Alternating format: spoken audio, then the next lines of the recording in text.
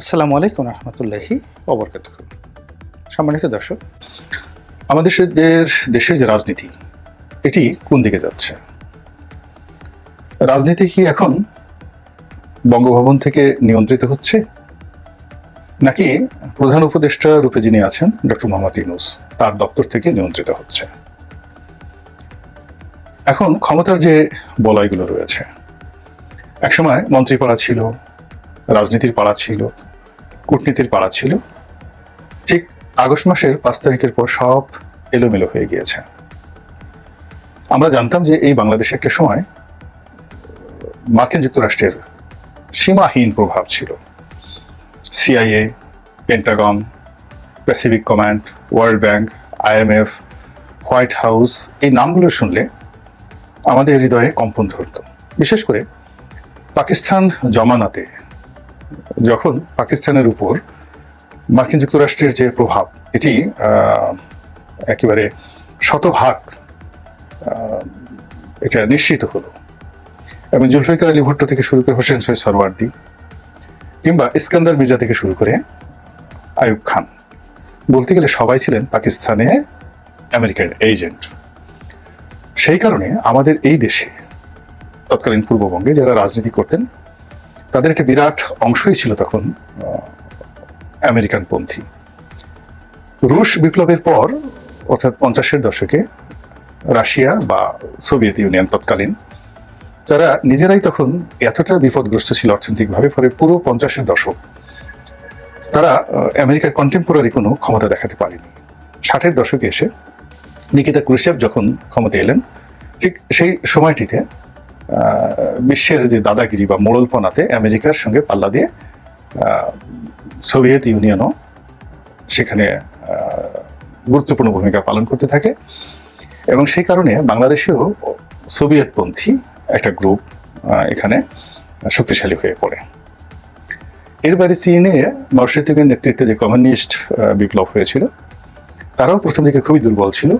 অর্থনৈতিকভাবে কোনো তাদের যে যারা রাজনৈতিক সহযোগী, তাদেরকে সহযোগিতা না করার কারণে বা না পারার কারণে ঠিক চীনপন্থী যে কমিউনিজম, এটি আমাদের দেশে আসলে এরকম জনপ্রিয়তা পায়নি। মৌলানা ভাসানীকে বলা হতো যে তিনি চীনপন্থী, কিন্তু চীনের সেই যে আদর্শ এটি বাংলায় প্রতিষ্ঠা করার মতো অবস্থা 50-এর দশকে বা 60-এর দশকে ছিল না, কিন্তু সম্পর্ক ছিল। আর ভারত তো তখন এশিয়ার মধ্যে সবচেয়ে দরিদ্র রাষ্ট্র, কাজেই সেখানে পণ্ডিত জওহরলাল নেহেরু ছিলেন বা আরো অনেকেই ছিলেন, কিন্তু 50-এর দশক বা 60-এর দশকে আমাদের এই অভ্যন্তরীণ রাজনীতিতে খুব শক্তিশালী ভূমিকা রাখার মতো অবস্থা ভারত ছিল না। ফলে পুরো সময়টি 50-এর দশক 60-এর দশক, এই 20 বছর আমাদের রাষ্ট্র ক্ষমতা যারাই ছিলেন এবং রাজপথে যারা রাজনীতিবিদ ছিলেন, তারা সবাই আমেরিকানপন্থী ছিলেন। এটি 70-এর দশকে এসে আরও বেড়ে যায়, 80-এর দশকে এসে একটু চাপের মধ্যে পড়ে, কিন্তু এরশাদ জামানাতেও সেটা ছিল। 91 সন থেকে আমাদের এই রাজনীতিতে সবার চেয়ে গুরুত্বপূর্ণ হয়ে ওঠে ভারত। আর দ্বিতীয় ক্যাটাগরিতে চলে আসে আপনার সেখানে মার্কিন যুক্তরাষ্ট্র। আবার 2001 সনের পর থেকে ধীরে ধীরে চীন একটা গুরুত্বপূর্ণ জায়গাতে চলে আসে, এবং এখন এই মুহূর্তে চীন আমাদের দেশের রাজনীতিতে সবচেয়ে গুরুত্বপূর্ণ ভূমিকা পালন করছে এবং করতে যাচ্ছে। এর বাইরে পাকিস্তান, তো পাকিস্তান মুক্তিযুদ্ধের পর থেকেই ব্যাকফুটেজে ছিল। তারপর বিএনপি যে কয়েকবার ক্ষমতা এসেছে, তাদের সঙ্গে জামাত ছিল, তখন অভিযোগ করা হতো যে তাদের সঙ্গে পাকিস্তানের একটা সম্পর্ক রয়েছে ISI সংক্রান্ত। আসলে এই সম্পর্কটা ছিল কেবলমাত্র আইডিওলজিক্যাল সম্পর্ক, কিন্তু পাকিস্তানের সহযোগিতা নিয়ে এখানে কোনো রাজনৈতিক কর্মকাণ্ড চালানোর মতো অবস্থা আমাদের এই দেশের কোনো পাকিস্তানপন্থী সংগঠনের ছিল না। আর পাকিস্তানের পক্ষেও জনমতের কারণে বাংলাদেশে এসে কোনো ভূমিকা রাখা সম্ভব ছিল না, আর এটা তাদের কোনো লাভও নেই।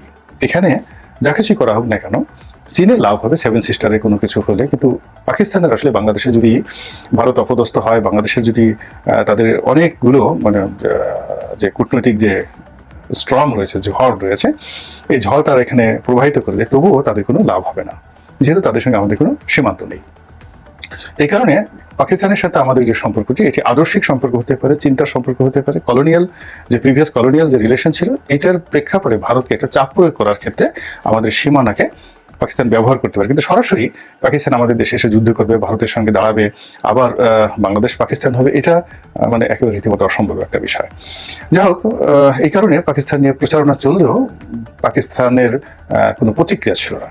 কিন্তু হাল আমলে যেটা দেখা যাচ্ছে সেটা হলো বাংলাদেশের রাজনীতিতে বিশেষ করে আওয়ামী লীগের পতনের পর পাকিস্তান স্বপ্রণোদিত হয়ে এগিয়ে এসেছে এবং আওয়ামী লীগকে অপমান করার জন্য, বঙ্গবন্ধুকে অপমান করার জন্য ইতিমধ্যেই পাকিস্তানের যে ক্ষমতাধর রাজনৈতিক দল যারা রয়েছেন, বিশেষ করে শাহবাজ শরীফের সরকার এবং তার সঙ্গে যারা আছেন যে ভুট্টো পরিবার, তো বিলাওয়াল ভুট্টো, তারা ঐতিহাসিকভাবে বাংলাদেশ বিরোধী, আওয়ামী লীগ বিরোধী। তো কাজেই তারা এই সুযোগটি নিয়ে বিএনপির সঙ্গে সম্পর্ক স্থাপন করতে চাচ্ছে এবং আওয়ামী লীগকে অপদস্থ করতে চাচ্ছে, এবং এর বিনিময়ে যদি ভারতের কোনো ক্ষতি হয় তাহলে সংগতিকরণী পাকিস্তান লাভবান হবে।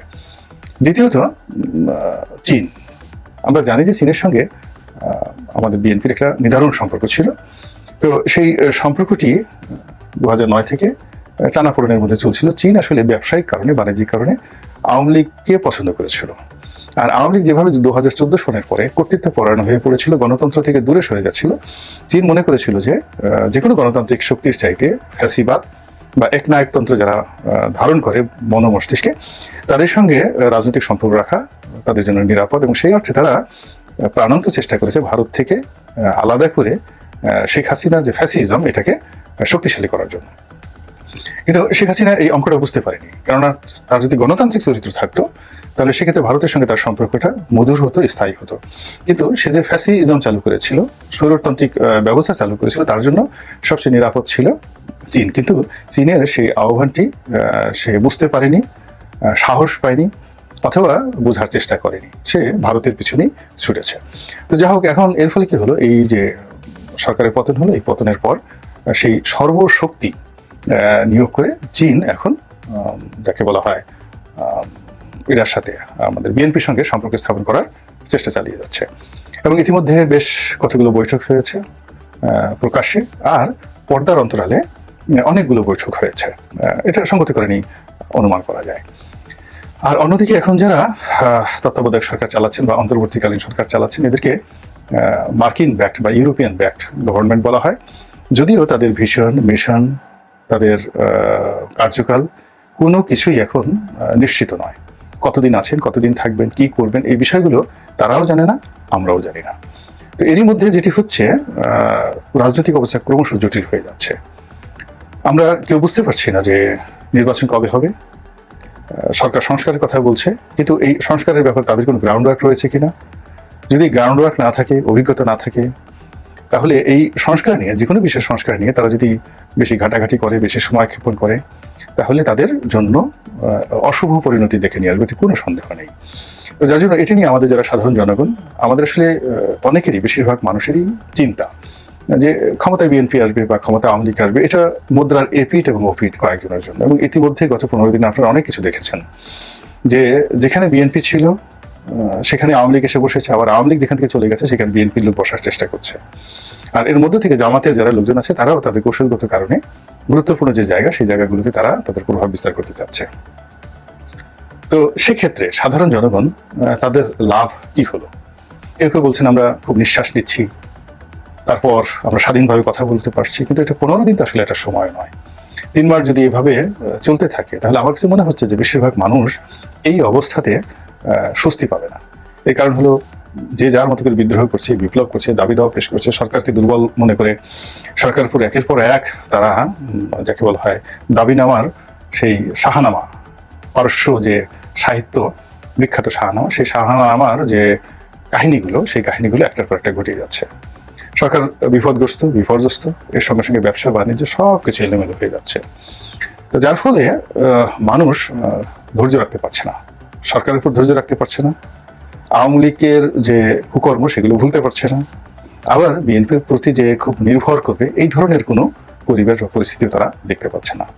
কিন্তু এরই মধ্যে আন্তর্জাতিক অঙ্গনে আমরা দেখতে পাচ্ছি যে খুব দ্রুততার সাথে এই বিএনপির সঙ্গে পাকিস্তান এবং চীন যেভাবে সাড়া দিয়েছে এবং যেভাবে তারা বন্ধুত্বের বন্ধন দৃঢ় করছে, তা একদিকে ভারতকে খেপিয়ে তুলছে, অন্যদিকে বর্তমান সরকার যারা আছে মার্কিনপন্থী, তাদেরকে সন্ত্রস্ত করে তুলছে, এবং চীন যদি সত্যিকার অর্থে এখানে প্রভাব বিস্তার করতে পারে এবং চীনের মদত পুষ্ট কোনো সরকার যদি এখানে ক্ষমতায় আসতে পারে, সঙ্গত কারণেই ভারত বিপদে পড়বে, বহুমুখী বিপদে পড়বে। ভারতের যে 7 সিস্টারগুলো রয়েছে সেখানে অনাসৃষ্টি তৈরি হবে, তাদের মধ্যে স্বাধীনতার ভাব জাগ্রত হবে। দীর্ঘদিন ধরে চীন যেভাবে ভারতের বিভিন্ন বিচ্ছিন্নতাবাদী গ্রুপকে তারা মদত দিচ্ছে এবং ভারতের বিভিন্ন এলাকাগুলোতে, বিশেষ করে সিকিমের উপর, তিব্বতের উপর তারা যে দাবিনামা পেশ করে আসছে, এই জিনিসগুলো যদি বাংলাদেশে চীনপন্থী কোনো সরকার প্রতিষ্ঠিত হয়, তাহলে বাংলাদেশকে একটা ট্রানজিট রুট হিসেবে ব্যবহার করে চীন এই কাজগুলো আরও সুচারুরূপে করতে পারবে।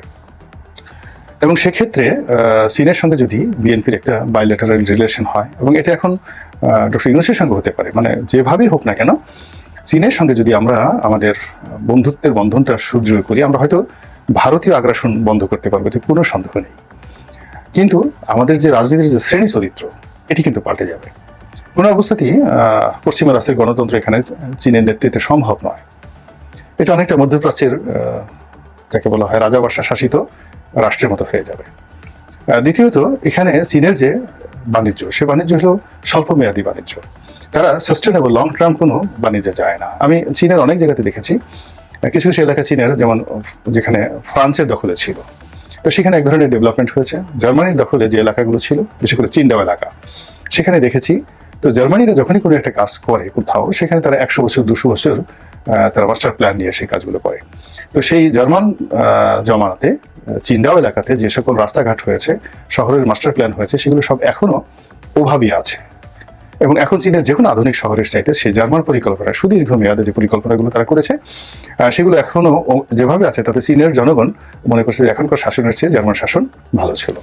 কিন্তু চীন যেটি করে সেটা হলো স্বল্প মেয়াদে লিপস্টিক বা কসমেটিক যে ডেভেলপমেন্ট, এরকম তারা শো করে। তো সেই দিক থেকে আমাদের দেশের হয়তো ডেভেলপমেন্ট হবে, আরেকটা পদ্মা ব্রিজ হবে, আরেকটা মেট্রো রেল হবে, তো এগুলো সবই বাংলাদেশের জন্য কসমেটিক।